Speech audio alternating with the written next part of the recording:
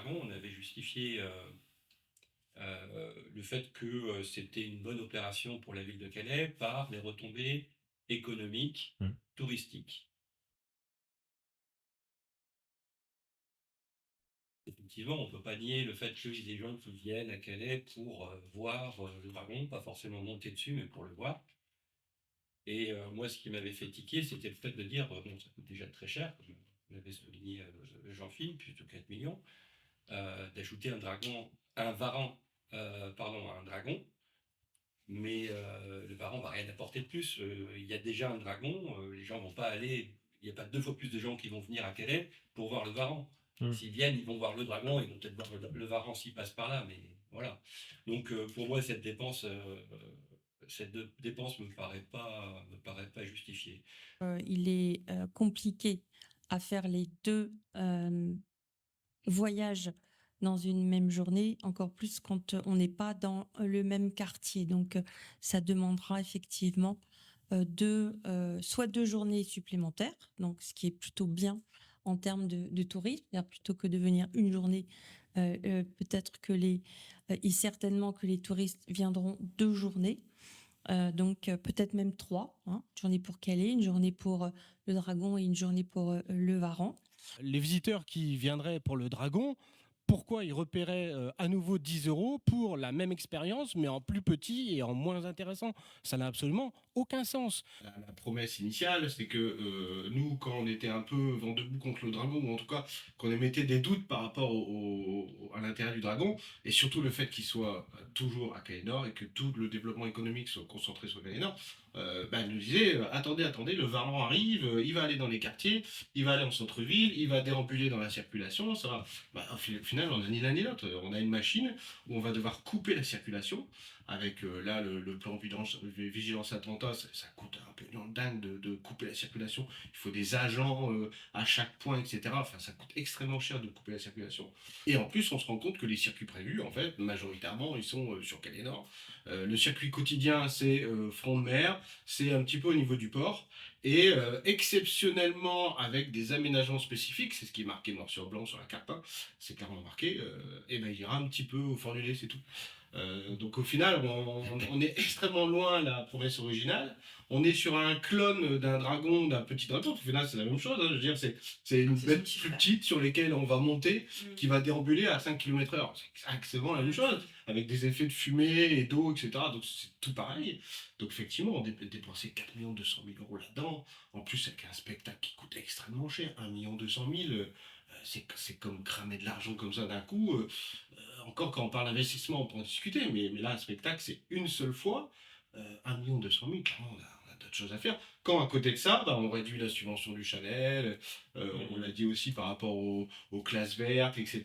Quand à côté de ça, on fait des choix qui nous ne conviennent pas, et ben là, l'argent coule à flot sans aucun problème. Ouais, moi, ce qui me gêne, c'est faire outre tout ce que vous avez dit, 4 250 000. À côté de ça, on donne pas 120 000 euros pour les gamins pour qu'ils puissent partir en classe découverte, en classe verte. Et au mois de juin, on a Monsieur Cordenas qui nous dit le budget n'est pas extensible, il faut savoir faire des choix. Alors ok, c'est leur choix, mais moi, leurs choix, ils ne vont pas. Il y aurait un intérêt si le dragon était plein, archi plein à longueur de temps et qu'il y avait 3 heures d'attente pour y monter et qu'on n'arrivait pas à faire monter tout le monde dessus dans la journée. Ouais, moi, c'est vrai qu'après ce conseil, je réfléchissais au parcours et justement, il parlait du bunker et de tout cet espace qui est pas du tout utilisé et pourtant qui a beaucoup de potentiel parce que c'est une énorme friche et c'est vrai il pourrait se passer des choses là-bas. Quand on parlait du verdissement de la ville, on en reparlera après, mais il y a plein de possibilités et je me disais, mais en fait, imaginons ce dragon, même quand bien même il traverserait pour aller au fort, il ferait quoi en fait au fort? Il va passer dans un quartier qui est même pas encore réhabilité. Ils sont censés réhabiliter ce quartier. En fait, ils mettent le dragon avant la charrue, ou je sais pas comment on pourrait dire. Ouais, c'est sûr que les touristes, ils vont pas aller au fort pour C'est ça, en fait. Moi, ça me paraît. En fait, quand j'y pensais, je me disais, mais en fait, leur projet, ça tient pas debout. Ils pourront pas. Enfin, ça me paraît assez titanesque les travaux qu'ils doivent faire, la digue qui est inexistante pour l'instant au fort. pour aller faire quoi, voir quoi. Enfin, c'est vrai qu'en fait, l'usage, il n'est pas adapté. Et une deuxième chose, moi, qui me choque beaucoup à chaque fois qu'il y a ces délibérations, c'est de dire redonner une image positive à Calais. Et en fait, du coup, d'une part, c'est brouiller tout notre patrimoine, comme si tout ce que les artistes, tout ce que notre architecture, tout ça, ça avait pas de valeur, on se tapait la honte ou je sais pas quoi. Et en fait, et de dire, c'est ouais, par rapport à la crise migratoire, redonner un visage, alors que la situation migratoire, ce qui se passe, c'est de leur fait, c'est le mauvais traitement qui donne une mauvaise image, c'est les droits humains qui sont bafoués qui donnent une mauvaise image. On a encore cette semaine des personnes qui sont décédées, rien que là, avant-hier, 2 personnes. Enfin, ces derniers mois, c'est des décès chaque semaine. Et pour moi, en fait, enfin, le vrai problème, c'est la précarité et le traitement des personnes exilées. Et qu'en fait, le dragon, là, c'est cosmétique. On en a un. Il pourrait se passer déjà beaucoup plus de choses. Il n'y a aucun lien avec des artistes. Enfin, en fait, le projet, il vit déjà pas maintenant. Je vois pas du tout en quoi l'étendre. Et comme tu disais, c'est vraiment pas le moment. Enfin, si la ville, elle était pas dans les difficultés qu'elle a aujourd'hui avec du chômage et l'industrie et tout ça, enfin, en fait, ça va pas du tout. C'est pas du tout adapté, quoi. Qu'est-ce que vous répondez quand ils disent bah oui, mais que faites-vous des retombées économiques, du tourisme qui va venir, qui va faire vivre les Ah. commerces, les restaurants, les hôtels Euh, il y a quelque chose par rapport à ça qui est un peu curieux, enfin, c'est un peu ce que je disais au début. D'une part, c'est pas un Varan, en plus du dragon, qui va faire venir plus de tourisme. Donc, bon, l'effet touristique du dragon, il est là. Je pense que personne va le remettre en cause. Donc, effectivement, ça fait vivre la ville, ça a un attrait touristique. Mais après, c'est vrai que tout miser sur le tourisme, c'est pas une solution. Euh, et puis il y a autre chose aussi. Enfin, on a l'impression que toute cette histoire de dragon, c'est un truc un peu fait à la va-vite, mal ficelé en fait. Je pense que Natacha Bouchard s'est dit. euh, c'est les élections dans 3 ans. Vite, vite, il me faut quelque chose. Je vais demander à Delarosière un beau dragon pour mes élections. Et Un d'ailleurs, Varan. non, le dragon pour les élections de 2020. D'accord. Le Varan, c'est pour 2026, Mais là, c'est une avec histoire. la piscine. Ça, Ça, c'est un autre sujet. Et en fait, on voit tous les problèmes techniques qu'il y a eu parce qu'il fallait livrer le dragon avant les élections. Il y a eu une pression très forte qui a été mise sur les équipes de production de la Rosière à Nantes. Peut-être que ça explique aussi en partie une partie des problèmes techniques qu'il y a eu parce que il fallait faire vite. Et voilà, et donc quelque part, ça c'est un peu une utilisation à des fins électoralistes d'argent public. Non, puis, on le voit bien, moi je suis administrateur de la compagnie du Dragon, donc on discute, on a je crois 4 conseils d'administration par an, donc on discute et c'est même, je dirais, plutôt agréable parce qu'on arrive de manière ouverte à discuter des choses qui marchent, des choses qui marchent pas. Et s'il y a quelque chose qui marche moyennement parfois, c'est quand même le restaurant, la boutique, tout simplement parce qu'ils ont été foutus derrière cette halle temporaire, justement dans la précipitation. C'est qu'il fallait aller tellement vite qu'on nous a mis une structure en métal super moche parce qu'il fait vite, vite, vite à l'abri. On a mis un toit en bâche qui au final s'est envolé parce que vite, vite, vite, il fallait un toit au dragon. Et on a mis des restaurants de boutiques derrière dans des conteneurs, hein, dans des préfabriqués, affreux en plus, parce que vite, vite, vite, il fallait que ce soit installé. Et là, au final, alors, heureusement, cette halle, on l'avait salué un peu, c'est que la décision a été prise que cette halle qui était au début temporaire va devenir définitive. Bon, c'est pas la plus belle halle du monde, mais bon, au moins c'est un peu moins d'argent dépensé. Mais par contre, là c'est acté, hein, tout ce qui est préfabriqué va être rasé et ils vont reconstruire tout à côté. Voilà. Si on avait été moins dans cette précipitation, cette obsession des élections, dès le début, on aurait tout fait bien, nickel, en réfléchissant, en disant mais c'est absurde de mettre le restaurant boutique derrière. Parce qu'effectivement, il y a plein de gens, encore une fois, au conseil d'administration, tout le monde le dit. Ah bon, il y a un restaurant, une boutique, je savais pas. Bah oui, forcément, c'est derrière le dragon, comment veux-tu, c'est complètement caché derrière. Et ça aurait pu être mieux fait. Et donc, rebelote avec ce Varan, rebelote. On va faire ça, je crois que c'est en novembre. Décembre, il faut que l'exploitation démarre. Et les élections, ça va être mars ou avril, quoi. Vous me reprochez en fait d'appliquer mon programme municipal. Comme je ne suis pas une fée, je ne peux pas claquer du doigt et étant élue en 2020 après 2 ans de Covid, faire que les choses arrivent en 2 ans pour tous les projets, pour surtout se dire on ne fait rien sur l'année 2024 et 2025 parce qu'il y a des élections. Le Varan et le Dragon, si je ne me trompe, enfin, et il me semble que Monsieur de la Rosière l'a confirmé tout à l'heure, sont équipés pour les personnes PMR. Oui. Alors, est-il pas possible d'avoir comme partout un tarif pour les personnes en situation de handicap et leurs accompagnateurs?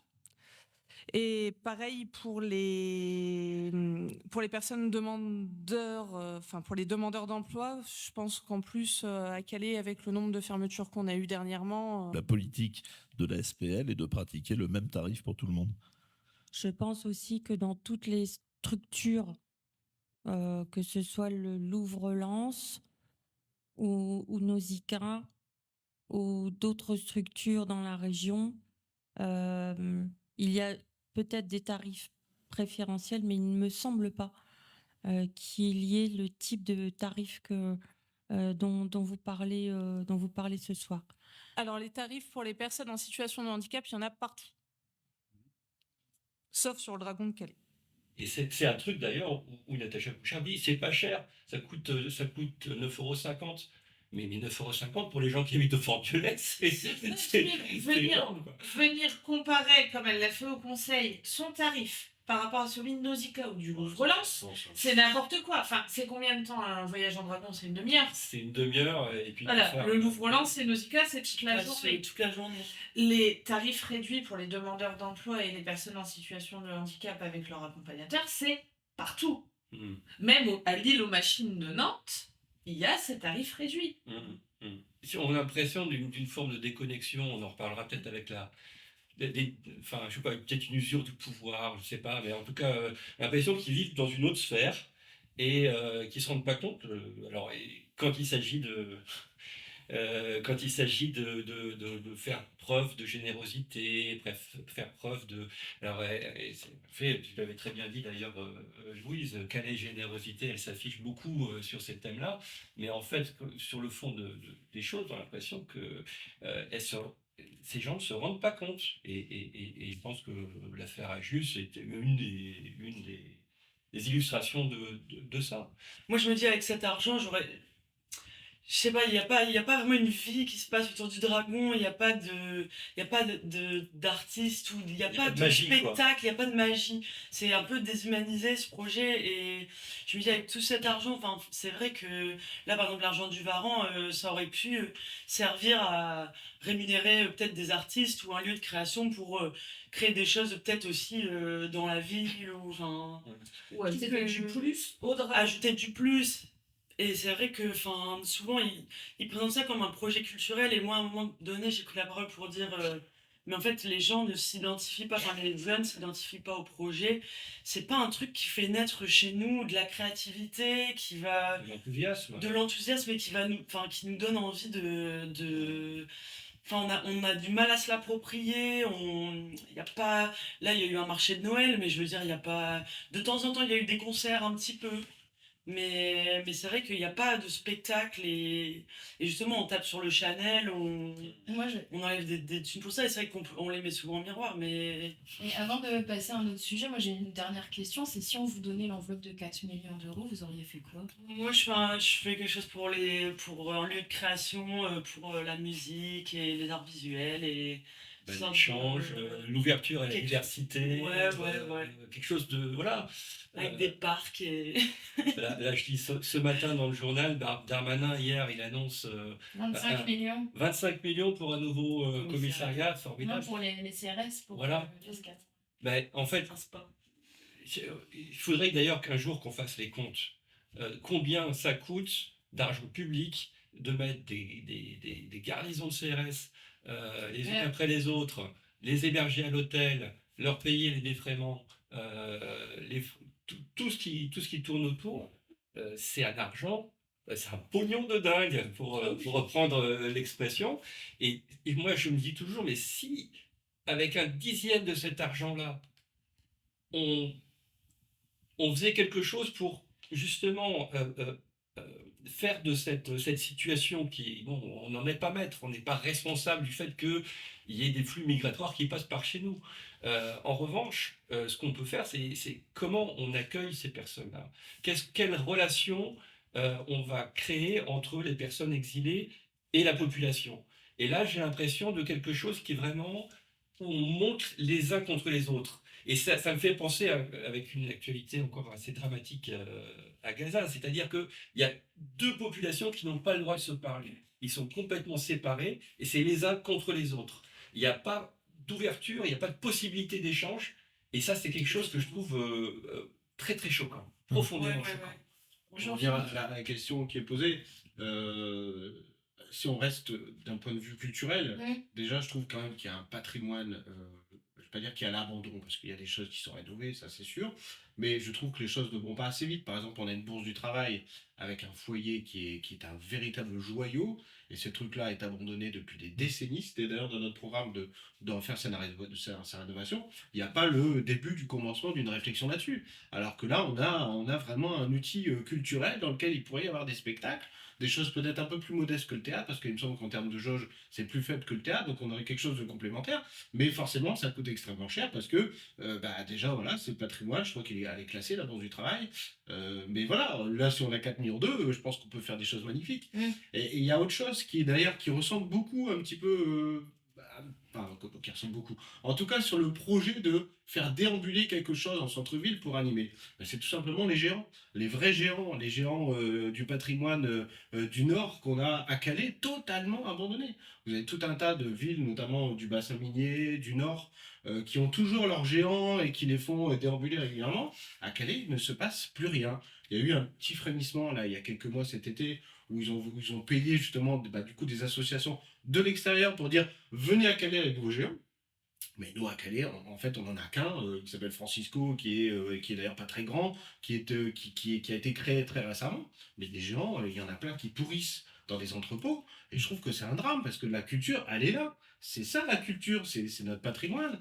Et ça, si à un moment donné, on mettait plus d'argent sur la table, qu'on mettait justement La création locale. voilà, les associations en mouvement, avec des créateurs qui pourraient recréer tout ça, avec un tissu associatif. Combiner ça avec du coup tout ce qui est fanfare, tout ce qui est majorette. Enfin, moi je trouve ça populaire. Je trouve ça dingue qu'il n'y ait plus aucune majorette nulle part. Avant, dans toutes les brocantes de Calais, il y avait les majorettes. La retraite au flambeau. Il y avait de la vie, il se passait des choses. Et c'est ça notre patrimoine, c'est ça notre culture. C'est pas un dragon, une machine au final qui a un camion diesel qui circule, qu'on crée de nulle part comme ça, qui coûte une fortune, alors qu'on aurait plein de choses à mettre en avant de manière beaucoup plus modeste, mais qui, à mon avis, rajouterait beaucoup plus de bonheur dans la vie des gens et dans les quartiers. Quoi. Ben, à propos de patrimoine, on parlait du Forgnolais. Bon, on a l'impression que le Varan, c'est une espèce d'aumône qu'on fait au Forgnolais pour dire allez, on va faire un truc pour le quartier. C'est un peu comme la piscine d'ailleurs. Ça arrive aussi, tous les deux projets arrivent juste avant les élections. On se demande si il y a un lien entre les deux. Mais il y a un patrimoine qui est au Forgnolais, qui est l'œuvre de François Morellet, qui est l'oiseau, la fresque, qui a été complètement laissé à l'abandon et qui est complètement en dépérissement. Et qui fait partie du patrimoine du Forgnolais, qui pourrait être valorisé, qui pourrait être restauré. Et peut-être que c'est là aussi qu'on pourrait aller chercher de l'argent de l'État pour ça. Et puis ça c'est quelque chose que les habitants connaissent depuis longtemps. Ils le voient quand ils sont en haut de leur appartement. C'est des choses qui...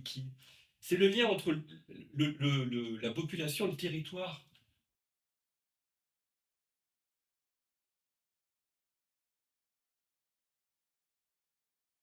Ensuite, eh bien, est arrivé le conflit que nous avons aujourd'hui avec le directeur, qui n'est toujours pas parti. Donc, je souligne quand même, et on avait dit qu'on verserait la globalité de la subvention en cas de départ du directeur. Donc le Chanel, début d'année, il y a eu, lors du conseil d'administration du Chalet, je crois que c'était en janvier, cette parole un peu malheureuse de Pascal Pes au conseil d'administration qui un peu trop vite, a dit au conseil d'administration non, mais de toute façon, le projet, c'est changer de direction. Et donc, de ce qu'on m'a raconté du conseil, parce que je n'y suis pas, tout le monde est resté un peu bouche bée parce que c'était quelque chose qui se pressentait, mais il n'a jamais été dit aussi oralement. Donc, j'avais déposé une question orale au conseil de février pour dire, bon, alors, qu'en est-il? Et donc, c'est là qu'il y a eu sa déclaration officielle pour dire, oui, on veut changer de directeur. Avec toujours cette ambiguïté de dire, est-ce que c'est le directeur? Est-ce que c'est la programmation artistique? Mais au final, l'un ne va pas sans l'autre. Surtout, le Chanel, il est fortement imprégné de son créateur. C'est Francis Peduzzi qui l'a créé. Et donc, c'est quand même compliqué de faire la distinction entre les deux. Donc, il y a eu une première subvention de votée de mémoire de 550 000 euros, avec ce chantage qui a duré pendant des mois, qui a fortement éprouvé tout le monde, le directeur, mais aussi peut-être surtout même les salariés, qui ne savaient pas où était leur avenir. Forcément que une ville, même si c'est pas le seul financeur, hein, puisqu'il y a aussi l'État, la région et le département, c'est le plus gros financeur. Et puis surtout, c'est la ville qui doit impulser la chose, parce que c'est sur son territoire. Elle en récolte majoritairement les fruits. Quand on parle d'attractivité du territoire, là, on a un outil incroyable d'attractivité du territoire. Je veux dire, c'est de notoriété publique qu'il y a des gens de tout le département, voire même de la région, qui viennent au Chanel pour les spectacles. Ça crève les yeux. Donc là, on a un magnifique outil qu'il convient de préserver. Nous, je pense qu'on est attaché à cet espace de liberté, cet espace audacieux. Et donc, clairement, ils ont voulu l'attaquer avec ce chantage à la subvention. Et au final, ça a duré des mois et des mois et des mois. Jusque-là, mi-décembre, où il n'y avait toujours pas de subvention supplémentaire. C'est quand même incroyable.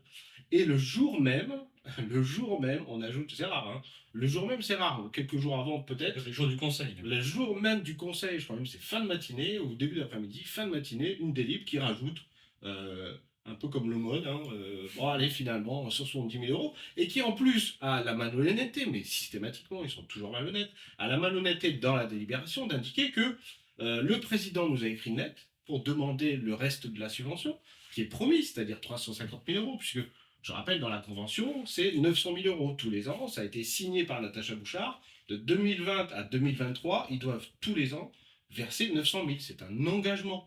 Et le Chanel a besoin de cet engagement pour vivre. Donc là, cet engagement, il manquait 350 000. Le président du Chanel, en octobre, hein, rédige une lettre où il demande où est le reste de la subvention? On en a besoin. Et donc, au final, dans cette délibération, il est fait mention de cette lettre et il dit on a décidé de répondre favorablement, mais sauf ce qu'ils oublient de dire, c'est que la demande, c'est 350 000, c'est pas 170. Donc cette malhonnêteté d'ambiguïté de dire oui, on a répondu aux demandes du Chanel, ben non, c'est même pas la moitié de ce qui devait rester.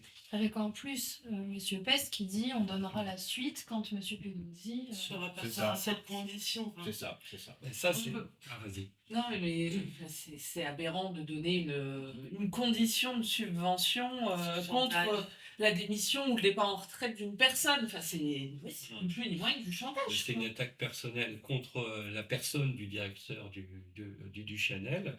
Et je trouve aussi extrêmement choquant qu'une municipalité intervienne dans la programmation culturelle. Quand on commence à mélanger politique et culture, moi, je commence à avoir les oreilles qui se dressent parce que je trouve que c'est inquiétant. Et on attaque la personne du directeur avec un chantage. Et surtout, on ne respecte pas sa propre signature. La mairie, C'est une convention, c'est un engagement. la signature de la maire de Calais quand elle s'engage à financer un programme culturel. Elle finance pas Francis Peduzzi, elle finance un programme culturel. Et pourtant, on fait un chantage financier avec des choses qui, ce que j'ai compris, se sont passées aussi à Paris, au ministère, avec Macron, etc. Un certain nombre de deals qui se seraient passés, moi, ce que j'entends dire. Je veux le départ de Francis Peduzzi. C'est décomplexé, complètement décomplexé. Quoi. On a l'impression qu'ils osent tout, quoi. Ils osent tout. Puisque personne ne leur de leur mettre des limites. Ça fait quand même des années que la ville, de toute façon, elle peut pas encadrer ce lieu, qu'en fait, ils se cachent pas. C'est un lieu ils fréquentent absolument pas. Alors que c'est un lieu culturel, justement, pour les artistes. Enfin, je disais tout à l'heure, faut des lieux pour les artistes. Bah, justement, c'est un lieu qui s'ouvre, c'est facile pour les jeunes d'avoir des espaces de répétition et tout ça. C'est bien le seul. Et enfin. Ouais, ils ont créé une séparation depuis des années entre la population de Calais et ce lieu, en disant que c'était un lieu bourgeois, alors que justement, avant, les places, elles coûtaient beaucoup moins cher, c'était, je crois, 3,50 le tarif ou 3 € pour les spectacles. C'est eux qui ont poussé à augmenter les tarifs. Enfin, en fait, ce sabotage, il a commencé il y a un moment. Et en fait, leur vision de la culture, enfin, toujours mettre en opposition ce lieu aux autres lieux, enfin, mettre en conflit le Chanel avec les autres lieux qui peuvent être par exemple le théâtre de Calais. Là, par exemple, on a voté une subvention pour faire des créations culturelles au théâtre. Super, mais en fait, quel lien il y a entre les compagnies qui sont au Chanel? Enfin, en fait, tout le monde cette ville, elle est divisée, elle est complètement, on est, enfin, sur les nerfs à cause enfin, ça crée une ambiance qui est délétère en fait pour travailler, et surtout pour les employés qui sont soit dans les musées, soit au théâtre, qui sont au Chanel. Enfin, en fait, ils ont décidé de nous cloisonner, chacun a des espaces. Et en fait, c'est pas comme ça qu'on crée de la culture. La culture, elle est faite pour le vivre ensemble, elle est faite pour que les gens qui sont différents se rencontrent, des gens des quartiers, créer avec des artistes et tout ça. Je pense, pour rebondir à ce que tu dis, en fait, le problème avec le Chanel, pour eux, c'est que le Chanel a toujours eu une connotation, même sans le vouloir, de gauche. On va être clair, ça a toujours été... Et il s'y produit des spectacles et une vision culturelle qui n'est absolument pas la leur. C'est des spectacles qui leur plaisent pas, c'est des choses qu'ils n'iront... Même si ce n'était pas au Chanel, c'est des spectacles, je pense, qu'ils n'iront jamais voir parce que c'est des choses qui ne leur plaisent pas. Et... Oui, mais après, chacun ses goûts. Eux, ils préfèrent autre chose. Ouais, mais ils n'ont pas été voir, en fait. Non, du coup, je mais pense je qu'en suis fait, d'accord avec ils toi. l'ont pas vu, tu vois. Mais pour eux, sur le papier, ça leur plaît pas. Et je pense que ça va aussi avec cette augmentation de tarifs, etc. C'est qu'ils ne veulent pas que le Chanel fasse justement une concurrence au théâtre, à Gérard Philippe, où ce sont des spectacles qui leur plaisent, vu que c'est eux qui font la programmation. Et toutes ces petites choses en plus se disent, bah, je pense à un moment, faut pas que... ça nous coûte 900 000 € par an, et en plus, ça nous fait de la concurrence, et c'est pour des personnes qui, dans tous les cas, à la fin, ne voteront pas pour vous. Oui, Et quand ils disent que c'est pas assez populaire, le tarif, personnes qui vont... un tarif à 7 €, je veux dire que c'est quand même, ça permet quand même à tout le monde d'y aller. Il y a certainement des sujets sur lesquels on peut discuter, on peut essayer éventuellement d'arranger les choses. Mais je rejoins aussi ce qui a été dit avant. C'est une vision du monde qui n'est pas dans leur logiciel. Ils sont dans un logiciel pyramidal, descendant, où il y a une autorité qui décide et les autres qui suivent. Et tout ce qui ne rentre pas sous leur contrôle, ça leur fait peur. Donc là, tout ce qui permet aux gens de penser par eux-mêmes, c'est quelque chose qui est une menace pour un pouvoir qui n'existe que par, je sais pas, une forme de ressentiment contre une vision du passé. Voilà. On parlait, tout à l'heure, tu parlais du foyer de la Bourse du Travail, qui est une œuvre de l'architecte Roger Boyer. Il y a eu avant, tout au début de ce mandat-ci, il y a eu la chapelle Boyer, donc qui est un logement social qui a été détruit. On a l'impression qu'il y a comme ça une volonté, mais je trouve que tu as raison, hein, Marion, il y a une volonté d'invisibiliser toute une partie du patrimoine ouvrier, vraiment tout ce qui a un caractère social. On n'en veut pas et on veut la maison pour tous se transformer voilà, en magasin. Exactement. Voilà, c'est ça. Exactement. Et Et pareil, les exilés, pareil. On les met sous le tapis, on veut pas les voir, on veut pas. Pas de lien culturel, pas de rencontre, pas de... Exactement. Le Chanel, c'est un des derniers espaces de liberté culturelle de Calais. Ils se sont appropriés tous les autres petit à petit. Ils essayent d'écraser avec notamment le Dragon, le Varon, ils essayent d'écraser tout le reste. Et puis après, avec cette excuse de budget non extensible, etc. Et donc malheureusement, Francis a fait un travail incroyable justement en résistant à ça. Et c'est pas le cas de tous les directeurs de scène nationale malheureusement en France, qui dans certains autres endroits se sont fait malheureusement bouffer par la municipalité, parfois de droite, parfois d'extrême droite. Donc là, on a eu la chance d'avoir un directeur qui a résisté autant de temps. Bon, bah, à un moment donné, même lui, humainement, c'est devenu trop difficile. Maintenant, il faut croiser les doigts que le prochain ou la prochaine, ce soit quelqu'un de bien, avec toujours cet état d'esprit audacieux, libre. Parce que ouais, sinon, si ça devient un théâtre municipal, je vois pas l'intérêt.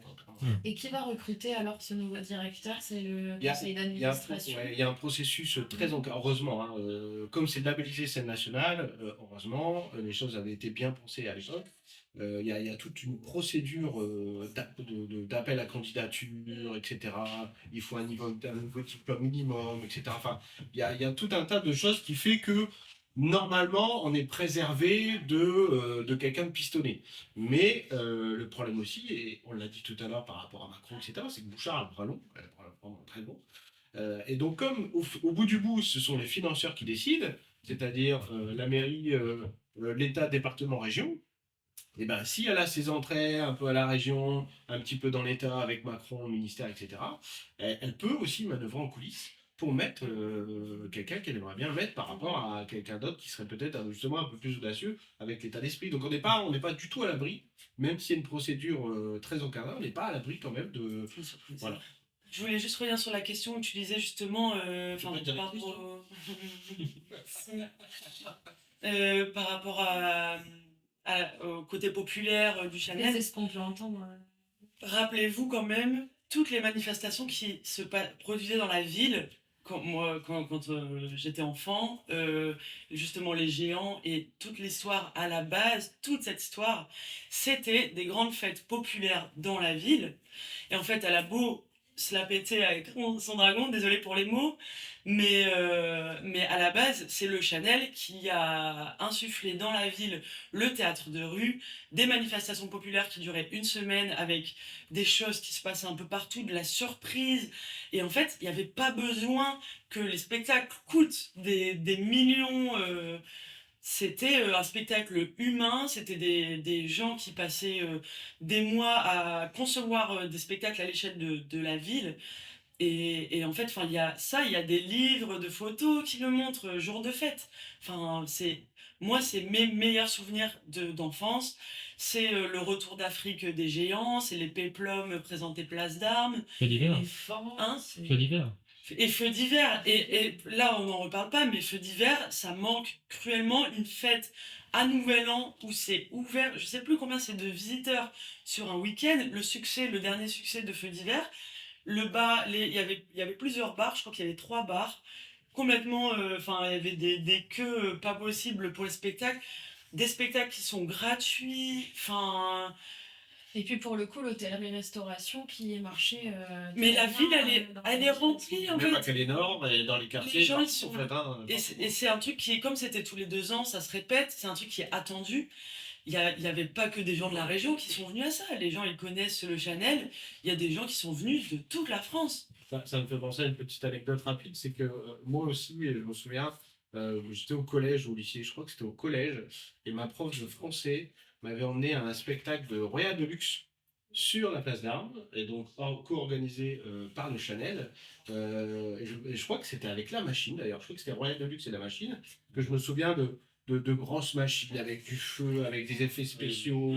Enfin, c'était assez impressionnant. Cette prof m'avait emmené, et je me souviens que c'est un des premiers souvenirs de spectacle culturel de ma vie. J'ai pas d'autres souvenirs marquants comme ça. C'est le seul. Je me souviens même que j'étais retourné tout seul. Tellement j'avais kiffé le spectacle, j'étais retourné tout seul.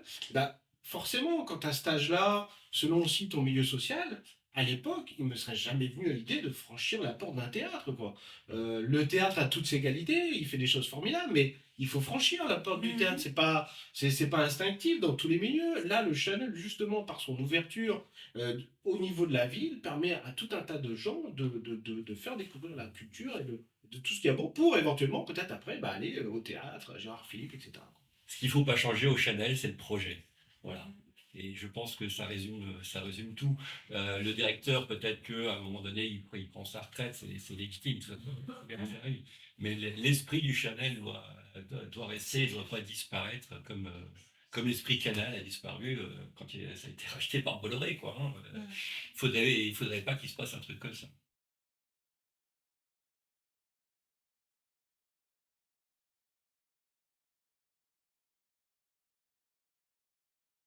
On va dire que même si c'est légal, c'est politiquement incorrect. Enfin, moi, ce qui me débecte, c'est de voir les gens qui se plaignent, ne serait-ce que sur les réseaux sociaux, de tout ce qu'on peut voir. Des logements qui sont limite insalubres, avec des champignons dans les murs, des fenêtres qui ne ferment pas, qui ont de l'humidité. Ou les gens qui ont froid aussi, on peut parler d'humains où les personnes nous disent qu'ils ont des charges de chauffage qui ont augmenté inconsidérablement, mais que à côté de ça, ils sont obligés de mettre 3 pulls parce que il y a 10 degrés chez eux. Et on n'a pas l'argent pour réhabiliter leur logement, faire que ces logements ne soient pas des passoires thermiques. Mais on a assez d'argent pour prendre un leasing sur une voiture pour le président Qui vaut le prix d'une maison. Quoi. Ouais, non, mais c'est. Même si c'est légal, c'est sûr que c'est pas moral et que c'est politiquement incorrect. Ouais. Les autres? Pour moi, ça illustre encore une fois, c'est une des autres illustrations de la déconnexion totale qu'il y a entre. On a l'impression d'avoir une petite caste de gens qui ne sont pas contrôlés, puisque je rappelle que les élus non majoritaires ne sont pas au conseil d'administration de Terre d'Opel Habitat, donc ils ne peuvent pas savoir ce qui s'y passe, alors que c'est quand même c'est de l'argent public, ça fonctionne. Hein, voilà. Donc il y a ce souci-là, cette espèce de déconnexion. Et puis, Je te coupe, mais pourquoi vous y siégez pas ça? parce que c'est une Qui a volonté, décidé ça, en fait c'est la mairie qui décide à qui elle attribue des sièges au conseil d'administration. Arbitrairement. De manière arbitraire, et comme de toute façon c'est des délibérations qui sont votées au conseil municipal en début, lors de l'installation des nouveaux élus après les élections, eh bien, comme elle a forcément mathématiquement la majorité absolue, eh ben, toutes ces décisions passent. C'est ce qui fait qu'un maire a un pouvoir absolu dans sa ville. Toutes les décisions qu'il va prendre, il va les faire, il va les prendre, il sait qu'il aura la majorité, puisqu'il a la majorité absolue de sièges au conseil municipal. Donc, le conseil municipal, de fait, ça n'est qu'une chambre d'enregistrement de décisions qui sont prises ailleurs. Et parfois avec des bonnes raisons, et parfois avec des raisons qui sont peut-être plus discutables. Bon. Je te coupe. Ouais, Les seules raisons pour lesquelles on a des sièges, c'est quand c'est légalement obligatoire en fait. Okay. Ce n'est les seuls droits qu'on a, les seuls sièges qu'on a, c'est parce qu'elle n'a pas le choix, que c'est dans le CGCT, Code général des collectivités territoriales. Par exemple, je siège à la commission d'appel d'offres, c'est parce que c'est une obligation légale. Jean-Pierre à la commission consultative, c'est parce que c'est une obligation. Voilà. Si je suis administrateur du Dragon, c'est parce que c'est une obligation. Mais là, comme TOH, il n'y a pas d'obligation légale, et ben il n'y a personne de l'opposition. Voilà. Et contrairement à ce qu'elle nous a dit en conseil, où elle nous dit que TOH est une institution complètement différente de la mairie. Alors oui, c'est deux institutions qui sont séparées, sauf que ça a toujours été dirigé par la mairie. Oui, il y a la gestion de fait voilà. Qui est avec un président qui est le premier adjoint au maire. C'est évident que la gestion de Terre d'Opel Habitat est faite par la mairie. Bon, ensuite, un adjoint qui cumule des indemnités de, je sais pas, 9600 €, je crois, entre toutes les différentes fonctions qu'il a, qui refuse d'utiliser un véhicule personnel Le pour faire Le des train. déplacements. Comme tout le monde, en Ou fait. le train, effectivement. Ce Villeneuve d'Ascq est desservi en métro. Hein. Voilà. Eh bien, qui est collectionneur de BMW et qui se fait offrir avant Noël une BMW série 2, c'est 40 000 euros, hein, prix neuf. Le contrat a été signé, il y a un contrat de leasing, cette voiture physiquement elle existe, donc la dépense elle est faite. Et moi, quand je pose la question au conseil municipal, je pose deux questions. C'est une, on venait quand même d'installer un déontologue au conseil municipal précédent. On a quelqu'un qui doit normalement émettre un avis sur ce genre de questions-là, qui n'a pas été consulté. Et La ensuite, voiture était commandée avant. je ne sais pas, je n'ai pas la réponse à ça, mais voilà, mais en tout cas, ça pose quand même question. Et deuxième fait, qu'en est-il des frais associés à cette voiture? Moi, je pense aux gens qui sont en précarité énergétique, tu le disais très bien, Marion, les gens qui ont du mal à se chauffer, qui ont des courants d'air parce que les fenêtres sont ouvertes, qui ont de la moisissure sur leur mur, et qui voient un gars qui est maire adjoint, qui, dit-on, est collectionneur de BM, qui en a une dizaine, et qui en a une de plus. Enfin, et surtout, que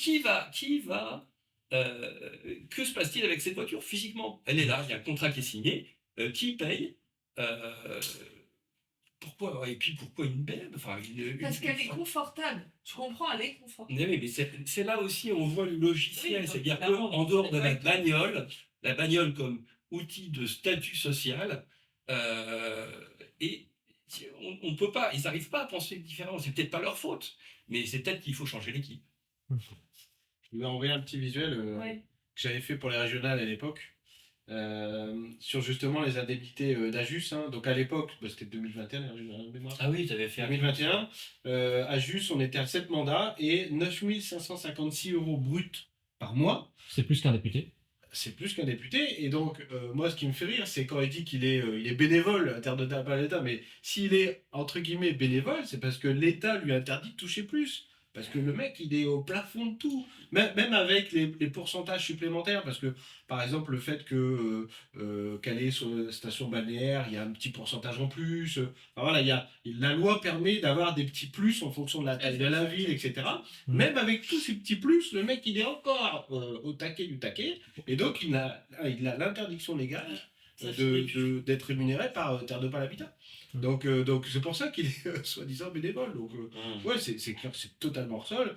On parle de BMW, mais comme par hasard, le gars est collectionneur de BMW. Alors comment on peut avoir une relation entre les deux? Je veux dire, même monsieur Dumont prend le train pour ses déplacements à Paris. Enfin, je le croise dans le train. Donc là, Villeneuve d'Ascq. Ouais. Justement, la délibération qui a sauté, c'était sur la seule qui parlait de Terre de Pal Habitat. Première question, c'était simplement par rapport à la délibération précédente. Je n'ai pas compris pourquoi elle a été retirée. Est-ce que vous pouvez donner l'explication, s'il vous plaît? Non, je n'ai pas à vous la donner. D'accord. Quand on retire une délibération. Bon, c'est dommage. Si on parle d'un sujet qui n'est pas en relation directe de la délibération sur laquelle on est en train de parler, on est hors sujet et par rapport au règlement qui a été instauré, on nous coupe la parole et on nous dit tais-toi. Donc en faisant sauter la délibération, la seule délibération qui parlait de Terre de Pal Habitat, ça nous coupait l'herbe sous le pied de ne pas pouvoir parler de cette histoire de voiture et de l'article qui a été en même temps balancé sur le... Voilà. Après, il y a la question des parkings, il faut regarder exactement ce que c'est, mais la question de quand même, à un moment donné, on est dans une des villes les plus pauvres de France, et on voit qu'il y a des gens qui... il y a quand même une nuance entre servir la population et se servir. Hein. C'est le genre de situation où on s'appuie sur une presse. On ne peut plus... voilà, merci du terme. Et donc, je vais pas répondre parce que je n'ai pas à répondre sur ce sujet. Je vais laisser Monsieur Ajus répondre puisqu'il m'a sollicité si il y avait, et comme il y aura, et comme il y a eu, une intervention suite à cet article qui est paru cette semaine. Monsieur Ajus. Oui, Madame le maire, écoutez, je pense que je me suis largement exprimé dans la presse. Mon droit de réponse, je l'ai eu dans la presse locale. Donc je me suis largement exprimé. Je pense que l'issue de ce que j'ai pu dire dans la presse et le fait que ce véhicule, j'ai demandé à monsieur le directeur que ce véhicule qui fait partie des 42 véhicules du pool de Terre d'Opale Habitat soit rendu expressément. Voilà. Le reste, vous avez eu la presse. Puisque vous avez eu la presse contradictoire, vous avez vu forcément mon propos dans la presse locale. Donc voilà. Juste un petit point par rapport à cette histoire de retraite des délibération, c'est qu'il y a aussi probablement une stratégie derrière, sûrement soigneusement mitonnée par le cabinet, parce que le cabinet de Rochard, ils sont très forts pour tout ça. C'est qu'en fait, s'il n'y avait pas eu la délibération TOH, on aurait probablement déposé une question orale.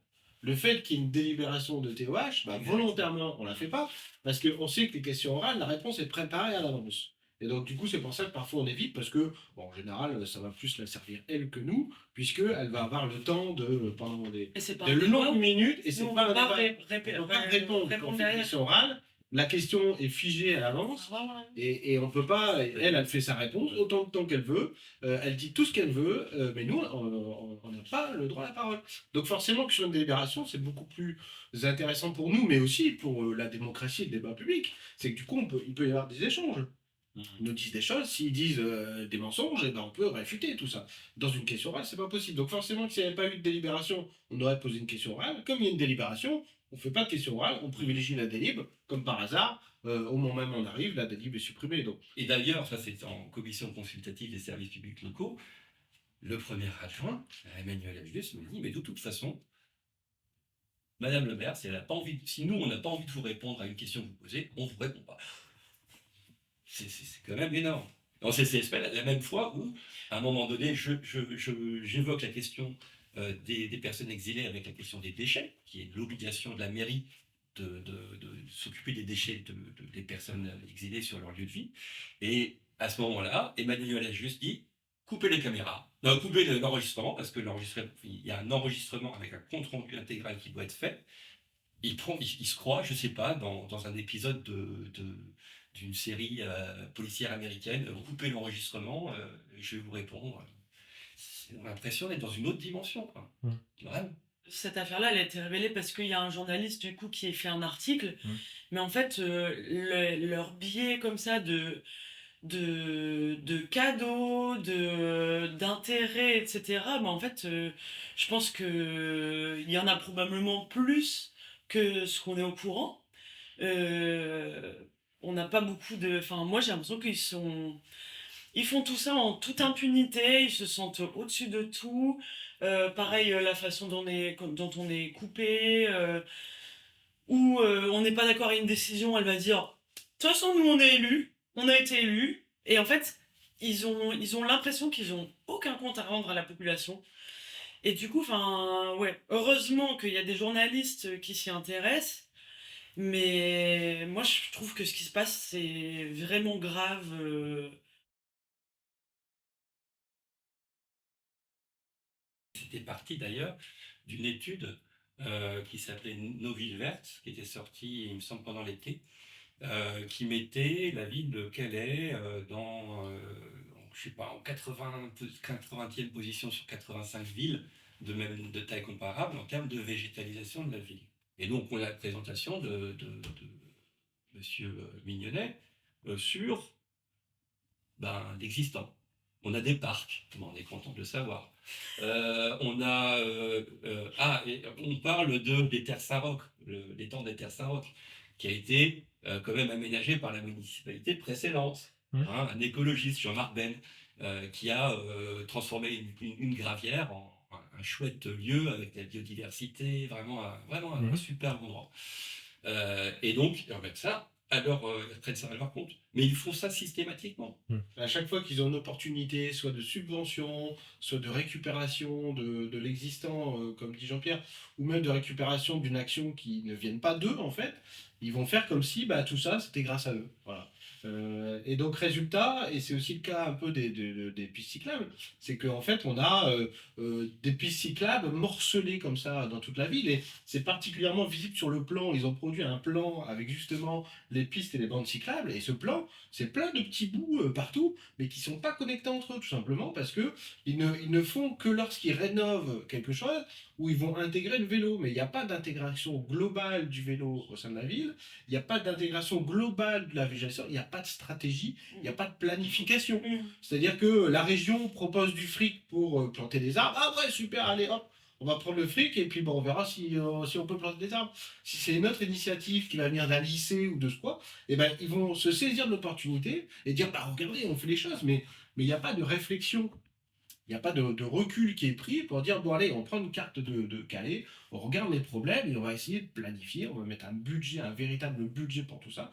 Il n'y a pas de stratégie, donc on se retrouve avec des petits bouts ci et là, mais c'est clairement insuffisant. Et puis, chaque fois qu'on construit quelque chose, c'est particulièrement le cas des zones d'activité, des zones industrielles, quand on va construire un entrepôt logistique qui artificialise énormément les sols, ils vont dire, vous inquiétez pas, c'est compensé. Mais ouais, mais la compensation, ce sont des zones qui sont déjà naturelles. C'est-à-dire que on va prendre une zone naturelle à côté, qui est déjà naturelle, et on va dire, bah voilà, c'est ça la compensation. Maintenant, bah, ça restera naturel. C'était déjà naturel. Vous inquiétez pas, ça restera naturel. Il C'est ça la change compensation. la qualification du terrain. Sauf qu'en attendant, on a des hectares artificialisés. Hein. Il n'y a pas du tout d'équilibre qui est recherché, quoi. C'est toujours l'excuse. C'est assez que j'avais soulevé au conseil communautaire d'avant. Effectivement, le conseil communautaire achète un champ qui était cultivé par un agriculteur. C'est le même agriculteur qui va continuer à cultiver son champ et ça va compter comme compensation. C'est quand même fou. Et quand je pose la question au conseil, les gens ne comprennent pas pourquoi je pose la question. Mais ça compte, c'est bon, on y va. La loi. Ouais, en attendant, on a des inondations à cause du ruissellement et on refuse de se poser ces questions-là parce que c'est des questions qui dérangent. On a besoin de changer de logiciel. Et j'allais dire, dès qu'on va poser ces questions-là, ils vont être excessivement sensitifs et ça va partir en moquerie. Monsieur Moussaï, moi, franchement, je vous plains. Je pense que vous devez être profondément malheureux. Vous savez tout sur tout. Vous n'avez plus rien à découvrir. Et vous en savez beaucoup plus sur l'arboriculture et sur l'horticulture que nos propres spécialistes, experts dans nos services. Changer de disque. Non, monsieur, je vous ai pas interrompu. Vous me laissez parler. Vous êtes gentil. Merci. Je vous aime beaucoup. Monsieur Moussaï, moi, je pense que si effectivement l'arbre vous manque tant que ça, prenez un tipi, allez vous installer dans le bois de Guine, dans le bois de Tournant, où vous voulez, dans une forêt. Mais arrêtez de considérer qu'il faille raser tout pour éviter d'avoir des routes, des parkings, des voitures, des maisons, des cheminées et des ceci et des cela pour ne mettre que des arbres. Non, nous sommes en milieu urbanisé, monsieur Moussaï. Peut-être l'avez-vous pas remarqué, même en promenant votre chien le soir. Mais sachez que là où c'est possible, des plantations sont faites. Mais je vous rappelle également que nous sommes la majorité et le programme de la majorité se déploie comme nous l'avons prévu. Et ça n'est donc pas votre programme. Nous sommes en démocratie, Mme Noël, mais vous levez la main, on va vous donner la réponse, mais arrêtez d'interpeller les gens comme ça. Du coup, il n'y a jamais un débat apaisé. Et pourtant, moi, je l'ai déjà entendu plein de fois de Calaisiens qui disent, qui trouvent que leur ville, elle n'est pas assez verte. Et simplement, c'est visible. Moi, je veux dire, là, les dernières années, ils ont peut-être planté des arbres, mais je trouve pas que ça saute aux yeux, quoi. Le résultat. Pourtant, ils ont le 3e. Et mais oui, mais c'est ça. Et bientôt la 5e fleur d'or de je sais pas quoi. Et en fait, t'as l'impression qu'ils font que ça pour l'étoile au palmarès. Mais dans la réalité de ce que nous on vit, je vois pas trop. Et pareil, ils parlent de oui, on met à disposition des bacs, chacun peut avoir un bac devant sa maison. Il n'y a pas de. Moi, je les vois pas pousser dans la ville, ces bacs. Du coup, est-ce que ça veut dire que vous communiquez pas assez ? Est-ce qu'il faut pas créer des événements pour que ça se passe ? En fait, les gens, il faut les accompagner dans ce genre de choses. Et un truc aussi, enfin, moi, je sais que quand j'étais plus jeune, je me rappelle qu'il y avait beaucoup de jardins ouvriers qui ont été rasés pour construire des zones industrielles et des magasins. Enfin, en fait, faut arrêter de se foutre de notre gueule. Enfin, en fait, enfin, des jardins ouvriers, justement, c'était du jardin dans la ville. Moi, je m'en rappelle bien de ces endroits-là. Enfin, ça, c'est triste. Et ça Ils disent ouais, maintenant, il y a des coins de verdure entre les maisons, entre les dents creuses et tout ça. Mais en fait, ils laissent juste pousser l'herbe sur un carré de trucs. Alors qu'en fait, ça, c'est dans les quartiers, ça pourrait être des trucs aménagés avec des jardins de quartier où on fait pousser des légumes et des choses comme ça. Remettre la nature dans la ville, c'est pas juste laisser pousser la pelouse sur un coin de truc qui va être de toute façon un bac à crottes pour les chiens du quartier. Enfin, franchement, il y a zéro accompagnement, enfin, comme avec la culture tout à l'heure, c'est déconnecté, la population elle est déconnectée de sa ville. Et la question de la vision globale. C'est-à-dire que ils sont clairement pas du tout à l'aise sur ces thématiques d'environnement, de nature, de biodiversité, etc. Et donc chaque opportunité qui se présente à eux, ils vont la saisir, mais ils n'ont pas de logiciel. C'est complètement éparpillé. C'est cosmétique en fait. C'est éparpillé façon puzzle. En fait, ça ne fait pas sens. C'est simplement pour dire qu'on l'a fait. Et effectivement, c'est de l'image. Quand on regarde les pistes cyclables, on voit très bien qu'elles sont faites par des gens qui ne feraient jamais de vélo. Bah oui. Il y a des endroits qui sont dangereux.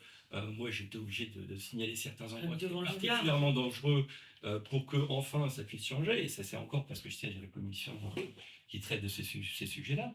Mais il y a ça, il y a la question des bacs. Bon, bah, ça, il se trouve que c'était une proposition que ma compagne avait fait à la ville il y a quelques années, de végétaliser les façades.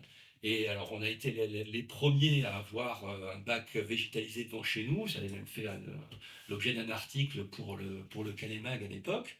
C'était avant 2020. Ah oui, formidable, etc. Et là, c'était vraiment des agents de la mairie qui étaient venus, qui avaient décaissé le trottoir pour mettre en terre, mettre une bande de terre pour qu'on puisse planter des plantes pour végétaliser les façades. Et ça avait du sens. En termes d'adaptation au changement climatique, en termes de biodiversité, ça permettait à une biodiversité urbaine d'exister, parce qu'elle pourrait se nourrir sur les fleurs, les plantes qui sont là. Et ensuite, il y a l'historien, finalement c'est compliqué, ça coûte cher, donc on va mettre des bacs. La nature en pot, ça crève quand il fait chaud, quand il y a des canicules, quand les gens sont pas... Enfin, il y a toute une dimension c'est pas réfléchi, c'est pas pensé, quoi. Et ça mérite, franchement, ça mériterait vraiment, en termes d'adaptation, en termes de végétalisation. Pourquoi on parle de végétalisation aussi? C'est pour l'adaptation au changement climatique. C'est-à-dire qu'on a besoin d'avoir un couvert végétal dans la ville pour faire un effet climatiseur. Quand on parle aux gens, enfin, Louis le disait, les gens, ils n'ont pas l'impression que leur ville est verte. Et d'ailleurs, ça c'est un truc que je voulais mentionner tout à l'heure.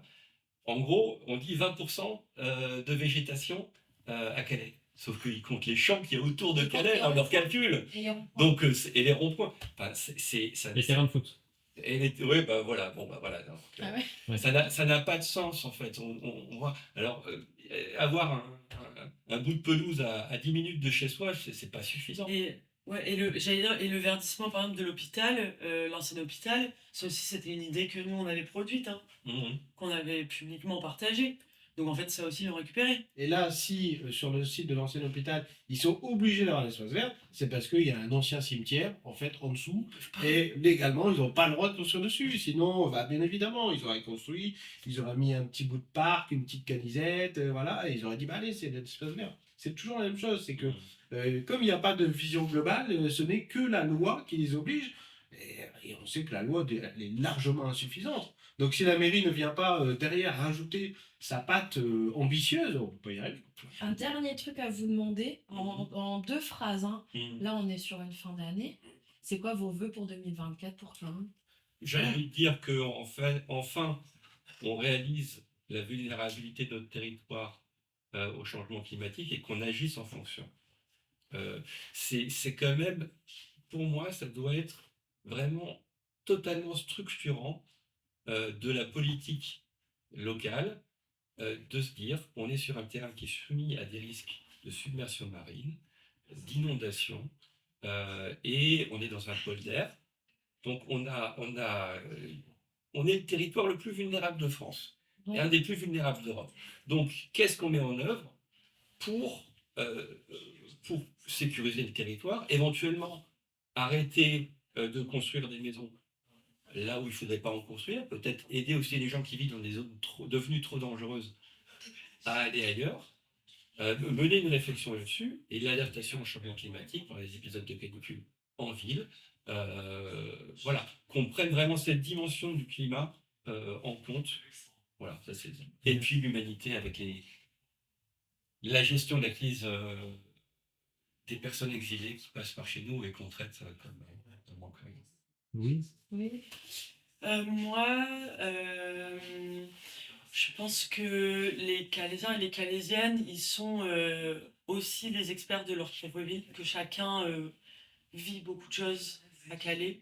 Et je pense que d'un point de vue démocratique, j'aimerais que les gens s'expriment plus, que bon, peut-être qu'on n'a pas les moyens de faire de parler des sujets comme on devrait, mais j'espère qu'on se soutient, la solidarité des uns et des autres pour dénoncer tous les sujets qui posent problème. Caler ensemble. Caler ensemble, générosité. Moi, je dirais que la ville soit enfin au service de ses habitants et de tous ses habitants, et que l'argent de cette ville serve tout simplement au bonheur de chacune et chacun, plutôt que de sombrer dans des mirages qui n'ont pas lieu d'être ou qui sont totalement datés ou qui n'existent pas.